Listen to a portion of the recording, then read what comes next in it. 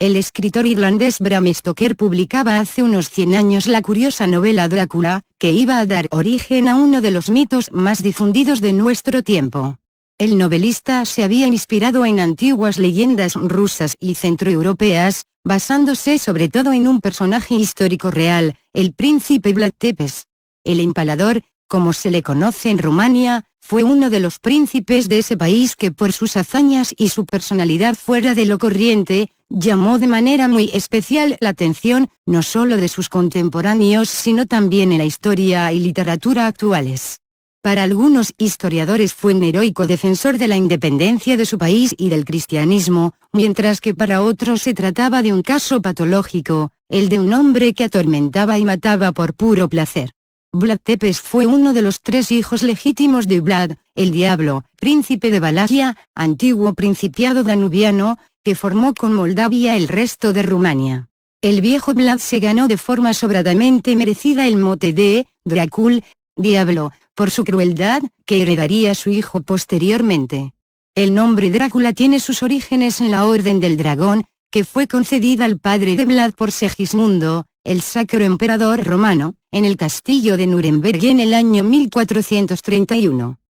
La insignia de la Orden del Dragón era una serpiente alada, que también es un símbolo muy usado para representar al diablo tanto en el folclore como en el arte rumano.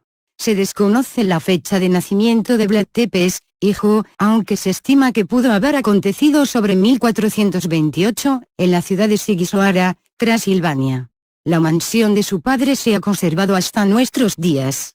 Su apodo, por el que más se le conoce, en realidad es el de Draculea, puesto que en rumano la terminación, ulea, significa, hijo de, por lo que podríamos traducirlo como, hijo del diablo. Reinó como príncipe de Valaquia en 1448 y de 1456 hasta 1462, y finalmente en 1476, el año de su muerte. El pueblo le apodó también, Tepes, Empalador, por ser la clase de pena capital que aplicaba con extrema prodigalidad. En aquellos tiempos el trono de Valaquia estaba amenazado desde el exterior por turcos y húngaros, y en el interior por nobles ávidos de poder, que luchaban entre sí con bestial ferocidad. La infancia de Vlad fue muy difícil. Fue educado como cristiano en Transilvania, pero su padre le dejó como rehén entre los turcos cuando solo tenía 13 años, viéndose rodeado de gente con un lenguaje, unas costumbres, y una religión que no comprendía. Los padres de Vlad volvieron a Rumania dejándolo en Turquía a modo de promesa de que no les atacaría. Estuvo prisionero allí desde 1444 hasta 1448, cuando le llegó la noticia de que su padre había violado la promesa hecha al sultán turco, lo que significaba que estaba poniéndolo en peligro de muerte. Finalmente el sultán decidió no matarle, pero sí utilizarlo como peón en sus planes y negociaciones diplomáticas. Vlad Drácula acabó consiguiendo hacerse con el poder en el sur de Rumania gracias al apoyo de los turcos en 1456, y gobernó hasta 1462. En ese tiempo se las arregló para matar a unas 100.000 personas, y considerando que por aquel entonces toda la población del reino solo ascendía a 500.000 personas, no cabe duda de que fue uno de los peores asesinos de toda la historia. Incluso después de 1462, cuando se encontraba prisionero en una celda de Budapest por orden del rey húngaro Matías, se dedicaba a capturar ratones a los que torturaba y empalaba en palos. También sobornó a algún carcelero para que le comprasen pájaros en el mercado y se los trajeran, después de lo cual les arrancaba las plumas y se divertía mirando cómo revoloteaban frenéticamente para intentar remontar el vuelo. Cuando se hartaba de ellos, los empalaba. En 1476, Matías volvió a colocar a Tepes en el trono de Rumania. Durante una batalla con los turcos que tuvo lugar a finales de ese año, estos les sorprendieron desprevenido y con una tropa de tan solo 200 hombres y una emboscada acabó con su vida, siendo decapitado posteriormente. Su cabeza fue enviada a Estambul y exhibida públicamente a modo de escarnio. Una de las historias que se cuentan sobre Drácula era que tenía por costumbre cenar rodeado de muertos y agonizantes. El príncipe disfrutaba mojando su pan en la sangre de sus víctimas, que recogía en cuencos para tenerla disponible en su mesa y Después se comía el pan ensangrentado. En una ocasión, unos embajadores extranjeros fueron a visitarle y no se quitaron el sombrero delante de él. Entonces Tepes furioso ordenó que a sus criados que les unieran los sombreros a la cabeza con clavos. También destacaba por su sentido del humor extremadamente macabro, pues en cierta ocasión mientras cenaba con un noble, entre sus víctimas empaladas, este no podía soportar el olor de los cuerpos en descomposición, y se tapó la nariz con la mano.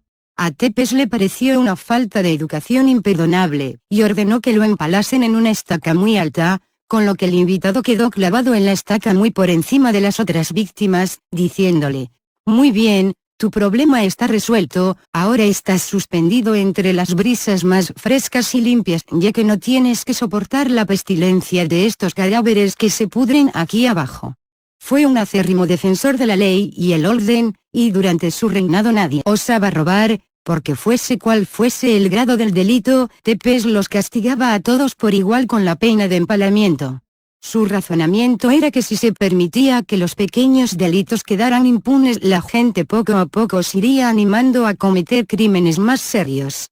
Nota de la autora: el empalamiento era todo un arte de la tortura, por aquel entonces, y consistía en atravesar a una persona con una estaca. Se le podía clavar la estaca por el pecho e incluso introducirla por la boca, pero el método más corriente era colocar a la víctima en el suelo con los miembros extendidos al máximo y atar un caballo a cada pie. Después se preparaba una gigantesca estaca o poste lo bastante sólido para sostener el peso de esa persona, y se le redondeaba la punta, pues si la punta estaba afilada, la víctima moría rápidamente. La estaca era untada en aceite para poder ser insertada fácilmente en el ano de la víctima. Los caballos avanzaban lentamente mientras se iba insertando la estaca, y cuando ésta había quedado asegurada dentro del cuerpo, se cortaban las cuerdas de los caballos. Después, el infortunado era levantado junto con la estaca, y se iba hundiendo gradualmente en ella, muriendo poco a poco. Drácula aún hoy, todavía existen discrepancias sobre si en verdad existieron, y existen, personas que chupan la sangre a sus víctimas para sobrevivir. Según los expertos, a un humano de nada le vale chupar sangre, ya que su estómago no puede digerirla y lo más probable es que la expulse mediante el vómito. Si esto es así, ¿de dónde viene la creencia de que bebiendo sangre se alcanza la inmortalidad?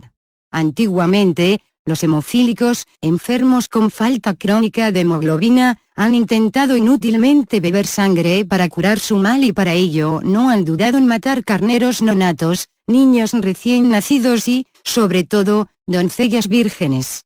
Detrás de ello no siempre estaba el deseo de ver curada su enfermedad, sino que en la mayoría de las ocasiones era una excusa para la venganza o la orgía sexual. Pero no será hasta el siglo XV en que un siniestro personaje llamado Vlad Tepes Drácula, príncipe de la romana Valaquia, decide pasar a la historia como el primer vampiro humano de prestigio. Descendiente de la estirpe Draco, los dragones de la guerra, traducción latina de Drácula, este victorioso señor no tiene piedad con sus enemigos y en venganza porque los turcos le hicieron prisionero cuando era joven y se vio en la obligación de comer ratas para sobrevivir. Cuando consiguió la victoria llegó a empalar hasta 100.000 prisioneros, a los cuales situó delante de su castillo. Además, para que su obra no fuera olvidada jamás, organizó banquetes multitudinarios delante de su macabra exposición. Cuando murió, sus enemigos le cortaron la cabeza y le enterraron así en 2 tumbas para evitar que volviera del otro mundo para vengarse. De poco le sirvió, ya que unos años después sus tumbas aparecieron abiertas y sin restos del tirano. Desde entonces, el vampiro sale todas las noches por tierras de Rumania y sacia su sed de sangre con mujeres y niños indefensos. Un siglo después nace una aristócrata húngara llamada Elizabeth Báthory, la cual tiene un hijo ilegítimo a los 14 años y para evitar la deshonra se casa con un noble y se va a vivir al castillo de Xiegte. Pero como la cabra siempre tira al monte y solamente es cuestión de dejarla en libertad, cuando su marido se iba a la guerra esta mujer se dedicaba a mantener relaciones sexuales con mujeres, personajes sombríos y cuantos brujos conocía. No satisfecha con ello, torturaba de 1000 maneras a las mujeres de su servidumbre, especialmente a las más guapas, y cuando empezó a notar las primeras arrugas en su rostro las mataba después de hacer el amor con ellas y utilizaba su sangre aún caliente como agua de baño. Cuando fue descubierta, su marido contribuyó a ello, la emparedaron viva en una de las habitaciones del castillo y hay quien dice que sus gritos de dolor y venganza se siguen oyendo desde entonces, y así, la figura del vampiro decae en la mente de las gentes hasta que la literatura la rescata 3 siglos después, pero ahora, afortunadamente en personajes literarios.